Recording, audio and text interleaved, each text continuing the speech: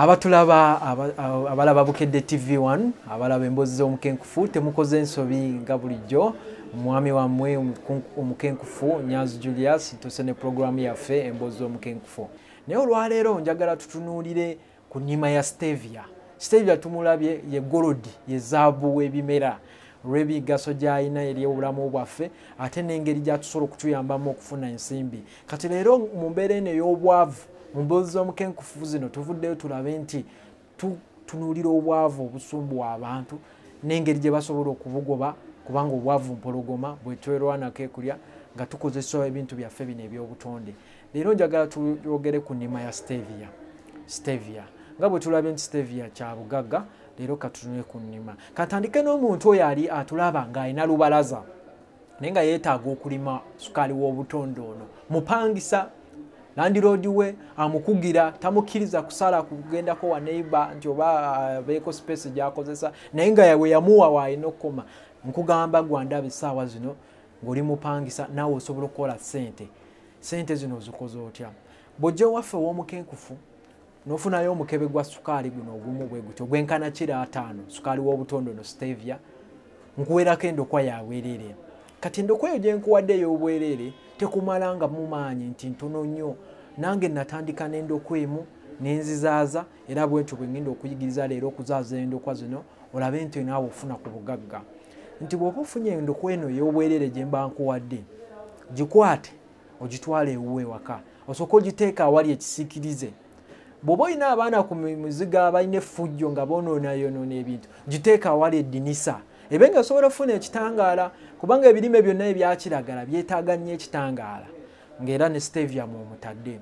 Kati bw'osooka n'ogikuumirako awo oba ogimalamu stress kubanga endokwa wano mu kugitambuza ogikulusanya ogitadde mu bugumu takisi ate eno sooka ogiteekeko awo awali ekisiikirize oba ku ddinisa waggulu. Ekyo bw'oba okimaze ofune ekibaketi nga kapeyiro kano ke batera okusomberamu amazzi oba abaana ba boarding mwe booleza engoye okakubayo ebituli wansi. Kintu kikulu nnyo ekyokukuba ekituli wansi kubanga bw'okuba ebituli wansi kiyamba amazzi obutasigala mu kintu kino ky'oba osimbye kugamba amazzi negaba nga gatambula bulungi nnyo.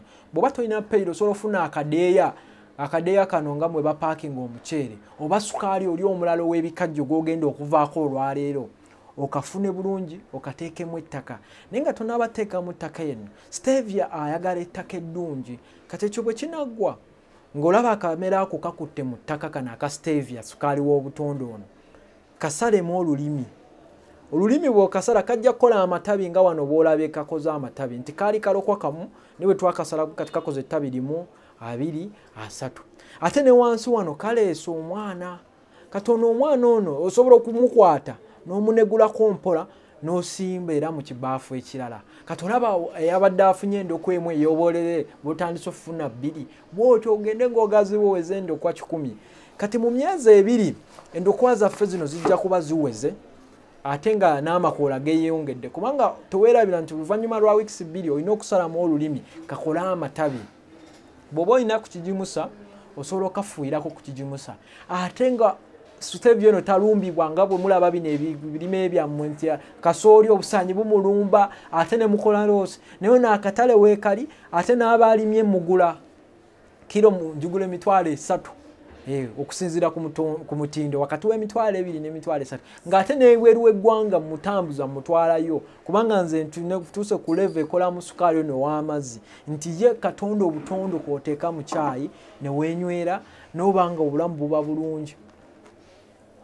Katonda obutondo sukaali akatale weekali bw'otunuulira Europe yono sukaali gwe banywa. Bw'otunuulira mu America abawalabu banywa kacaayi kubanga ebbo eri ensi zaabwe zibuguma nnyo. Ffe wano obuzibu bwe tulina ennyota bwe kuluma ate gonywa amazzi enkalamata ne yeeyongera naye bo bali banywa kacaayi. Kitegeeza bbeeyi ya sukaali ono tesobola kugwa ate akatale tekagenda kuggwaawo. Ate ne bwe tuba tetumutunze bweru tulina wano ebintu bye tukola abantu balabe mukola juice. Ombadde okimanyi nti ono sukaali akola nga preservative owa stevia kubanga ye takaatuuka tondo limu oba 3 g'oteekamu nga wenywera kacaayi ka kasufu ng'obulamu buba bulungi obwomi obuli wano tosobola nabbukiriza gw'aba alina juice factory naawe oba osobola okukozesa stevia ono gw'alina ebintu byafumba nga emigaati naawe osobola omukozesa n'abantu abalala bangi nnyo ng'ate asobola okulimika. So bannayuganda mbakubiriza obwavu buva ku ndowooza. Bw'oba onaagaggawala olina okukyusa endowooza. Ate ffe tulinda nnyo nti gavumenti etuyambe. Gavumenti naye erina ebizibu byayo, nabo baba banja badduka mu nkiiko za nsi yonna, badduka mu wadipa baba banja bawulira mu parliament. Kati ffe tulina okwerwanako nga tukozesa bino ebyobugagga Katonda bye yatuwa. Stevia akula bulungi nnyo wano era n'abazungu batukwatibwa enswalwa kubanga balaba tusobola omulima naye ate ettaka lyaffe liri awo lyebase abantu balunda misota naye ate ng'ekyobugagga tetulina ttaka n'amazzi tugayina. Abamisiri abali eri betuwaako amazzi lwaki batusinga okulima ate ng'amazzi gava wano? Tukyuse endowooza yaffe tufune emiddo gino egy'obutonde gigenda tujja mu bwavu. Gw'alina ewakaawo limira mu kibaafu, abaana obawe banywe babe balamu, bipuresha obigobe, sukaali omugobe ewaka, birwadde ebitategerekeka, nnyingo, arthritis, simanya mutwe guluma, bino infections obenga obigobye ate nga naawe bw'ofunamu ne ssente. Kitegeeza stevia alina season 4 osobola omunogako emirundi 4 omwaka n'oba ng'ofunye kilo zo 8 oba n'olukumi kubanga gy'okoma okusala amakoola gano ng'onoga nga n'amatabi amapya geeyongera. Kitegeeza bw'oba season esooka wafuna kilo 2 eddako gyafuna 2.5 eddako 3 bw'otyo agenda yeeyongera naye nga tunoga luvannyuma lwa myezi 3. Ye taliiko nti ate kati eno dry season ye talina buzibu kasita omuwa amazzi n'oba ng'osobola omufukirira. N'abagwa ayagadde okumanya okusingawo ku wano tusomesa buli lwakubiri ennima ya stevia eno wano ku Equatorial Mall ekisenge 152 ow'omukenkufu Nyanzi Julius. Buli lwakubiri ojja n'ofune kumanya okusingawo endabirira n'ennima ye ate no technology nti kati nga gwalimye ekayo ojja kufuna kilo zo 2 ebibiri zino oziprocessing otya obuma bwennyini obubamu ensaano nga buli food grade stainless steel tubuyina n'ebyuma bwennyini obukamulamu ow'amazzi nabwo bwe buli osobola obwefunira n'oba ng'osobola okwekamulira ow'amazzi n'ofuna ku ssente netubanga tugoba obwavu tukaaba abasajja batututteko ssente naye ffe mu katale tutwalayo ki nga bwe tusomye ku stevia.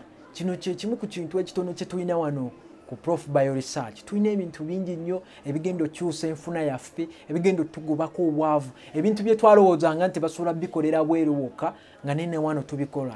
Kati nga tetukomye ku stevia tukola n'obuwoowo obugoba ensiri. Tukimanyi bannayuganda ensiri ziri eyo zibasumbuwa.